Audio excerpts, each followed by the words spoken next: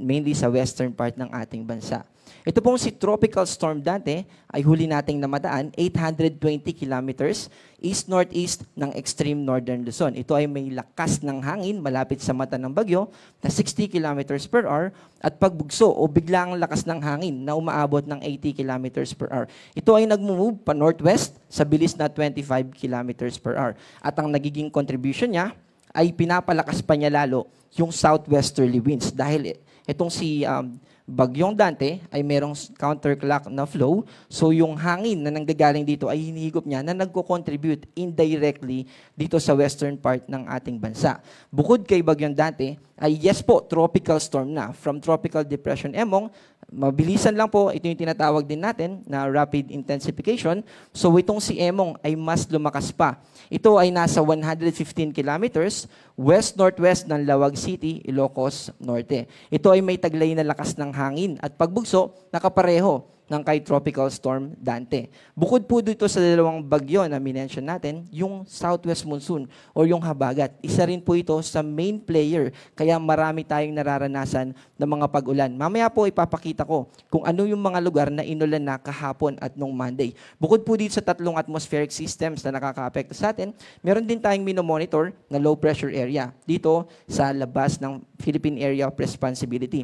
Dahil northward yung nakikita nating propagation nitong or yung movement, pahilaga po yung movement niya, ay wala po itong magiging direktang epekto sa ating bansa, pero monitor pa rin po natin yan sa mga susunod na araw.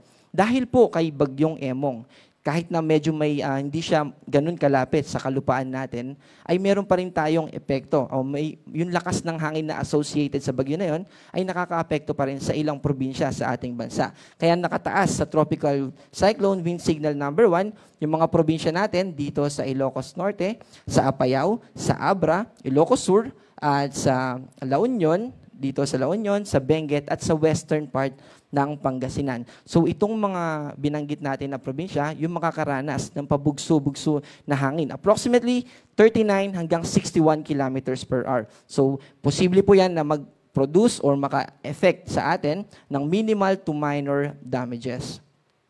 At para po sa ating track nitong si Emong o yung tatahakin niya na lugar. So ito po ngayon si Emong, kasalukuyan na nandito siya sa western part ng Northern Luzon at yung movement niya ay pa southwest.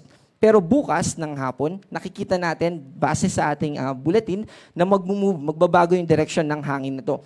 Ano po ba yung dahilan bakit nagbabago yung direction nitong bagyo? Meron po siyang interaction with Bagyong Dante na pinakita natin kanina. So ito ay tinatawag din natin na Fujiwara effect. Pero kaya nagkakaroon ng parang interaction yung dalawa. And then bukas, nakikita natin na from papuntang southwest ay magno-northeast na yung track nitong si Emong. Ang ibig sabihin po nito ay magtatagal itong si Emong dito sa western part ng Luzon at ang idudulot po nun sa atin ay mga malakas na hangin and also mga pag-ulan. Kaya pinag-iingat natin yung ating mga kababayan dyan. Mamaya po ipapakita ko rin yung in terms of waves at rainfall na associated dito kay Bagyong Emong. And eventually, ay magtutuloy-tuloy siya pa northeast hanggang sa lumabas ito ng Philippine Area of Responsibility by Saturday evening or Sunday ng umaga.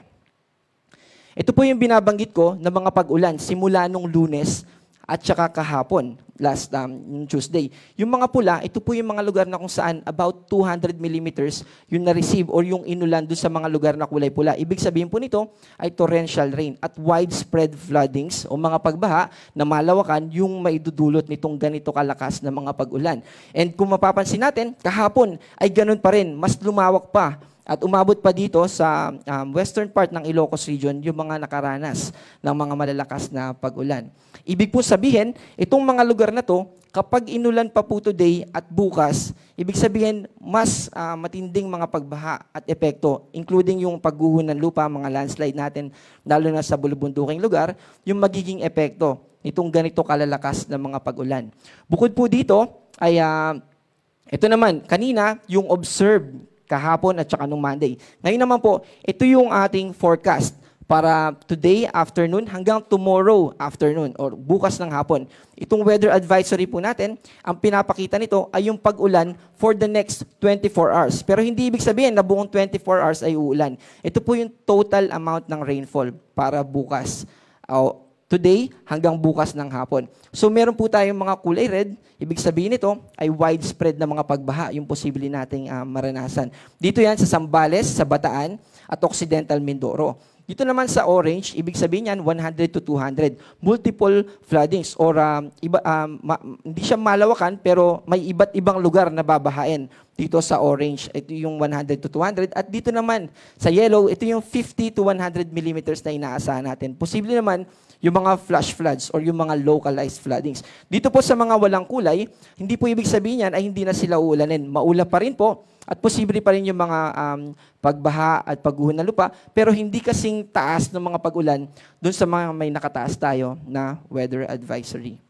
Ito naman po yung para bukas ng hapon hanggang sa Friday afternoon. Kung mapapansin natin, meron pa rin mga 200 millimeters tayo na inaasahan. Dito yan sa La Union, Pangasinan, at Zambales. At orange naman, dito sa Ilocos Norte, Abra, Ilocos Sur, Benguet, Tarlac, Pampanga, Bataan, Cavite, Batangas, at Occidental Mindoro.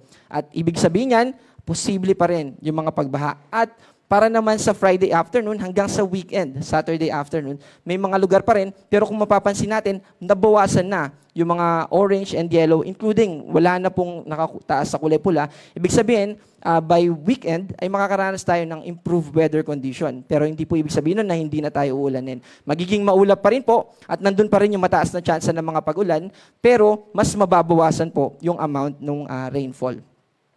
At ito naman yung track nitong si Bagyong Dante, pero hinuli natin siya dahil less significant yung magiging impluwensya niya sa ating bansa.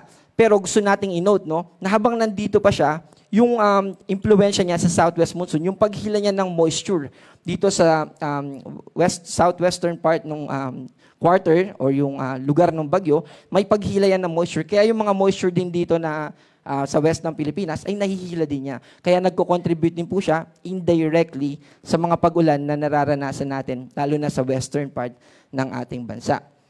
Kanina po, nabanggit na natin yung rainfall. Ngayon naman po, pagdating sa hangin, bukod dun sa tropical cyclone warning signal na associated directly kay Bagyong Emong, itong hanging habagat ay posible pa rin na mag-induce or maka-apekto sa atin yung lakas ng hangin nitong habagat. Kaya ngayong araw ay posible pa rin tayo makaranas ng pabugso-bugso na hangin na posibleng umabot hanggang 70 kilometers per hour or approximately mga ganong amount. At dito po yan sa Central Luzon, Metro Manila, Calabarzon, Bicol Region, Mimaropa, Visayas, Zamboanga del Norte, Misamis Occidental, Lanao del Norte, Camiguin, Dinagat Islands, and Davao Oriental. Bukas naman, malalakas din na pagbugso ng hangin. Yung posible nating maranasan dito sa Central Luzon pa rin, sa Metro Manila, Calabarzon, Bicol Region, Mimaropa, buong Visayas, Zamboanga del Norte, Misamis Occidental, Lanao del Norte, Camiguin, and Davao Oriental. At sa Saturday, mas mahina na po ng mga pag-ulan yung inaasahan natin, pero nandun pa rin. Mataas pa rin yung tsansa na uulanin tayo. At bukod sa pag-ulan, ay meron pa rin tayong malalakas na hangin na pagbugso na pwedeng maranasan dito sa Isabela, Quirino, Nueva Vizcaya, Central Luzon, Metro Manila, Bicol Region, Mimaropa, Visayas, Zamboanga del Norte, Misamis Occidental, Lanao del Norte, Camiguin, at Davao Oriental. Independent po ito. Ibig sabihin, bukod pa po ito dun sa epekto na o lakas ng hangin na dadalhin ni Bagyong Emong. Para naman po sa waves when it comes to wave height, ito po yung gale warning natin. At ito yung babala na may kinalaman sa taas ng mga alon at posibleng umabot ng 2.5 hanggang 4.5 meters. Yung 4.5 meters ay approximately ay isa't kalahating palapag ng bahay. More than kung may imagine natin, first floor, mas mataas pa doon. Kaya kung nakatira tayo malapit sa coastal areas, dito sa western coast ng Pangasinan, ay lumayo po muna tayo. At yung mga bangka natin, ilayo din natin sa pangpang. Dahil prone po o posible na kapag ganun na po kataas yung alon, masira o may mga damages na magiging effect yan sa ating kabahayan.